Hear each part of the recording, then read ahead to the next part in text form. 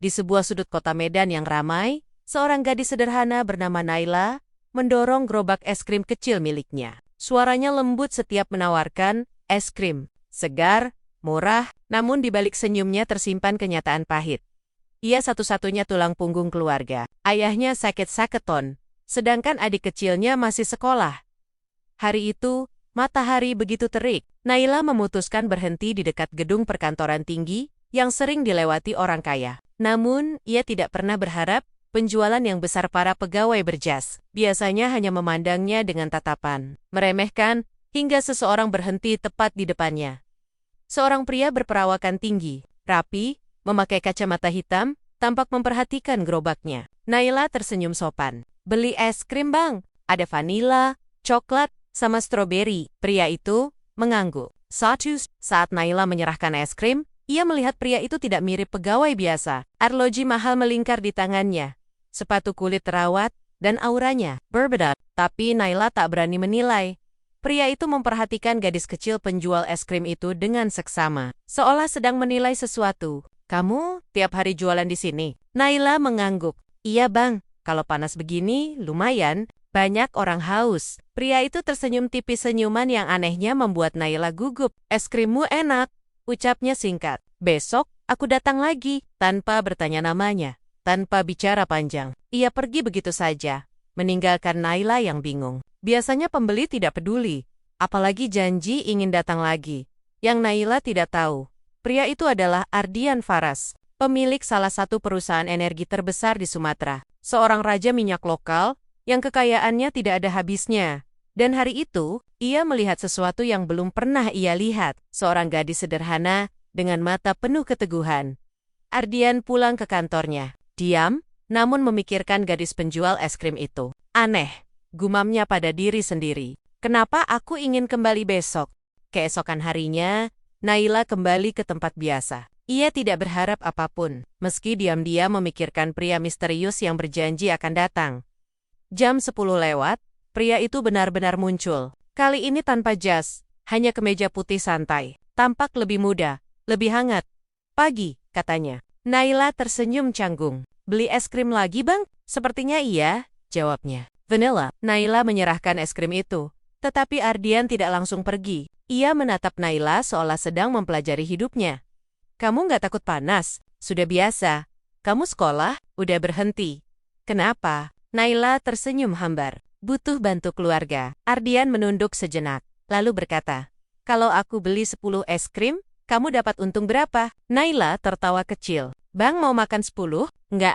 Tapi kalau itu bisa bikin kamu pulang lebih cepat, boleh kan?" Naila terdiam. Tidak percaya ada orang asing sebaik itu. Tapi ia tetap menolak sopan. "Walaupun saya pulang cepat, besok saya tetap kerja lagi." Kalimat itu seperti tamparan lembut bagi Ardian. Ia melihat gadis itu bekerja, bukan karena sekadar mencari uang, tapi karena bertahan hidup. Sejak hari itu, Ardian datang setiap hari. Selalu membeli es krim. Selalu bertanya hal-hal kecil, makanan favorit Naila, mimpinya dulu, keluarganya. Naila merasa nyaman, tapi tidak berlebihan. Baginya Ardian hanya pelanggan ramah. Hingga suatu sore, Naila ditegur dua perempuan kaya yang baru keluar dari mobil mewah.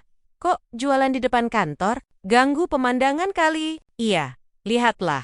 Gerobaknya kotor." Naila menunduk, terbiasa dihina. Tiba-tiba suara Ardian muncul dari belakang. "Kalian jangan bicara begitu. Ini trotoar umum, dan dia bekerja jujur." Kedua perempuan itu terdiam. Wajahnya berubah pucat. Bang Ardian." Naila bingung. Mengapa mereka begitu takut? Ardian hanya berkata, "Pergi. Sekarang." Mereka langsung kabur. Naila memandang Ardian penuh tanya. "Bang, sebenarnya abang ini siapa?" Ardian tersenyum kecil. "Nanti kamu tahu."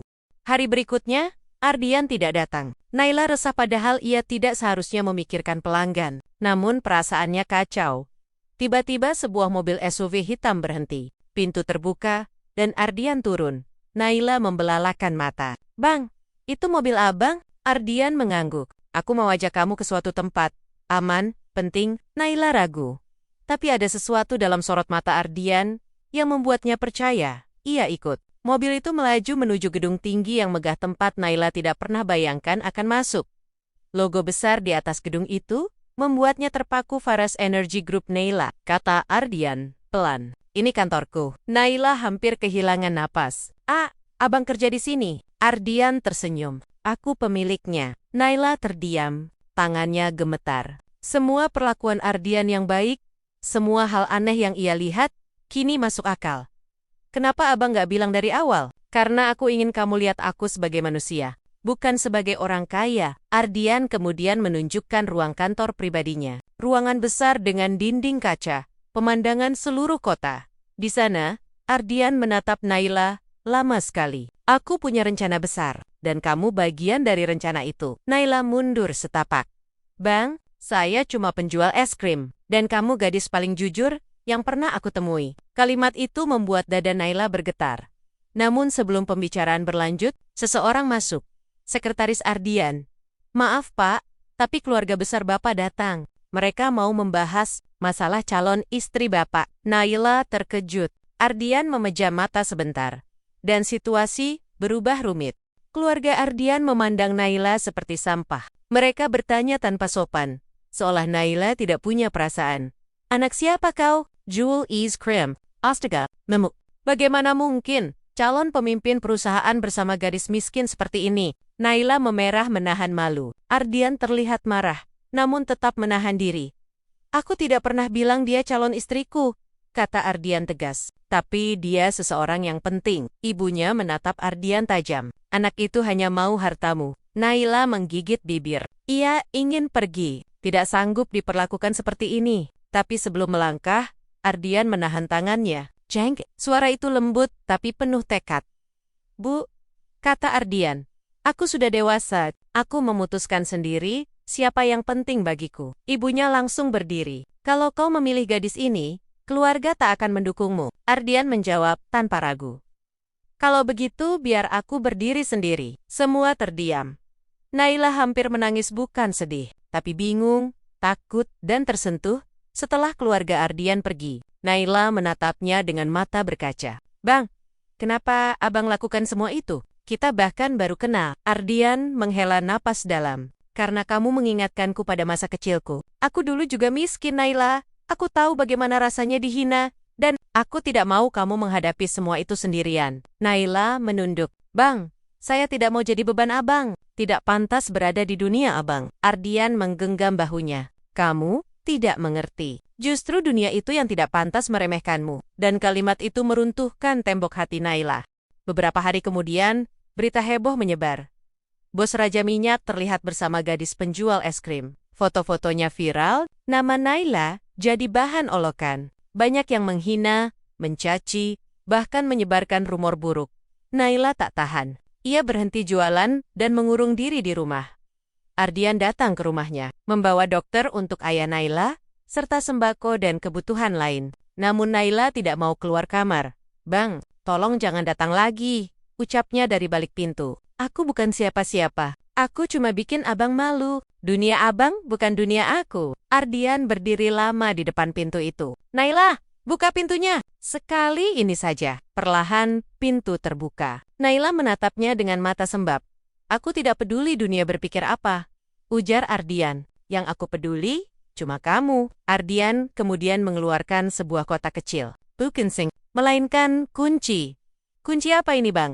Kunci toko es krim? Namanya Naila Es. Kamu akan punya usaha sendiri. Bukan gerobak lagi. Naila terkejut. Bang, ini terlalu besar. Ardian tersenyum hangat. Kamu layak mendapatkan dunia yang lebih baik. Kamu bukan rendah. Kamu hanya belum pernah diberi kesempatan. Air mata Naila mengalir. Untuk pertama kalinya dalam hidup, ia merasa dilihat sebagai manusia bukan miskin. Bukan kecil, tapi berharga. Dan saat ia memandang Ardian, ia sadar. Pria itu bukan sekadar raja minyak. Ia adalah seseorang yang rela menghancurkan tembok status demi satu hal. Hati seorang gadis penjual es krim. Tamat.